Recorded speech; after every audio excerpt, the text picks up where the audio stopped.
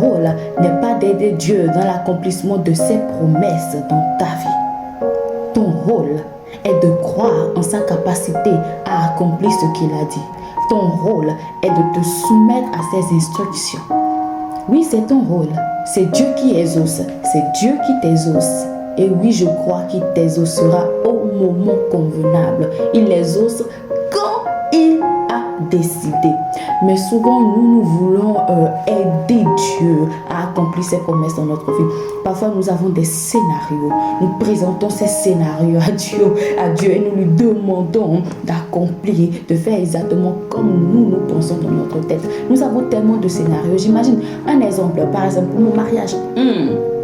J'ai eu trop de scénarios dans ma tête. J'ai fait trop de scénarios. J'ai concocté trop de scénarios dans ma tête. Tellement de scénarios que Dieu n'a rien utilisé. Je lui ai même proposé ces scénarios. J'ai dit, Seigneur, tu vois tous ces scénarios vraiment magnifiques. Je te les propose comme tu tardes, papa. Je te propose ces scénarios. Choisis un scénario dedans.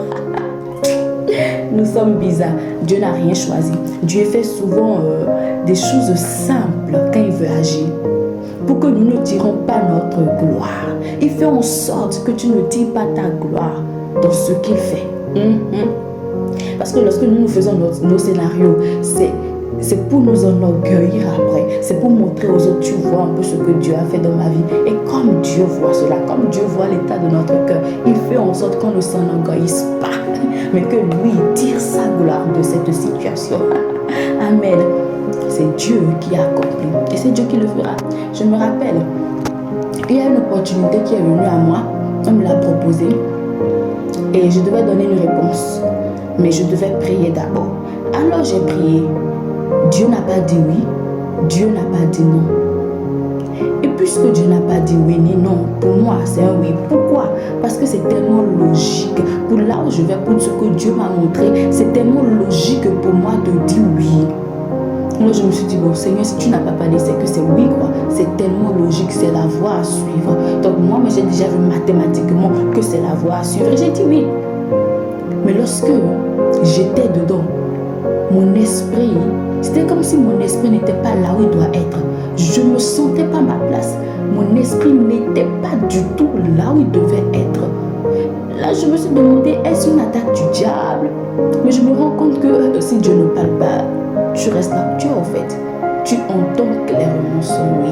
Il faut que Dieu te parle d'abord et laisser Dieu faire ses choses. Laisse Dieu agir dans ta vie. Toi-même ne précipite pas l'accomplissement de ta destinée. Ne va pas avec ta logique. Soumets-toi à Dieu et lui-même accomplira. Habakkuk 2:3 dit ceci. Car c'est une prophétie dont le temps est déjà fixé. Elle marche vers son terme et elle ne mentira pas. Si elle tarde, attends-la, car elle s'accomplira. Elle s'accomplira certainement. Ce que Dieu a dit dans ta vie s'accomplira. Il n'est pas un homme pour mentir, ni un fils de l'homme pour se repentir. Attends. Et durant ce temps d'attente, parfois durant le temps d'attente, on pense que ouais, nous sommes en retard, je suis patiente. Que durant ce temps d'attente, on pense que ouais, nous sommes en retard, je suis patiente.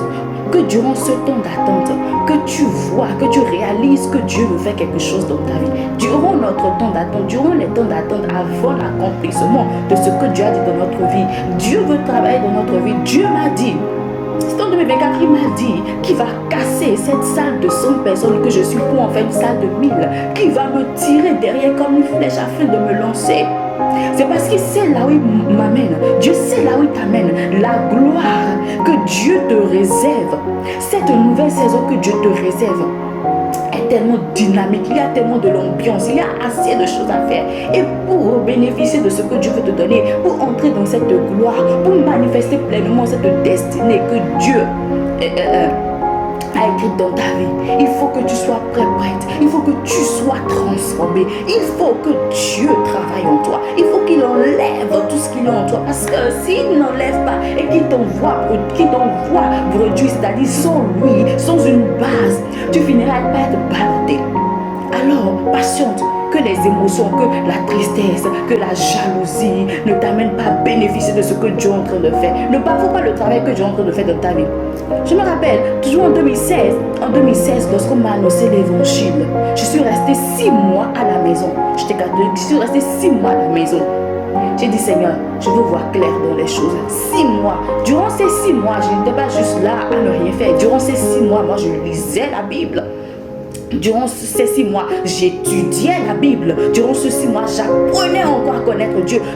C'était durant ces 6 mois que j'ai eu une base solide. Et lorsque j'ai recommencé l'église, c'est cette base-là qui m'a gardée. Lorsqu'on dit, Mathilda, tu fais des méditations tous les jours.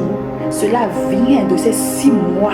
6 mois d'études de la Bible. 6 mois où je suis allée en profondeur pour connaître Dieu. Durant les temps d'attente, où on pense que, oh, il a rétrogradé. Oh, il ne va pas à l'église. Oh, il n'est plus en Dieu. Non, je n'allais pas à l'église. Mais j'avais une base solide. Je m'égurgitais des choses de Dieu. Je devenais une autre Cynthia, une autre Mathilda. Que ce temps d'attente ne soit pas en vain dans ta vie. Durant ce temps d'attente, laisse Dieu te bâtir. Comme il a dit qu'il fera cette salle de 1000 personnes. Quand Seigneur fait une salle de 10 000 personnes, amen, tu es béni.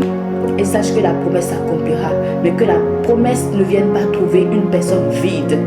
Que la promesse ne vienne pas trouver une personne vide de Dieu. Une personne qui ne manifeste aucun fruit de Dieu. Une personne qui n'est pas équipée. Une personne qui n'est pas instruite.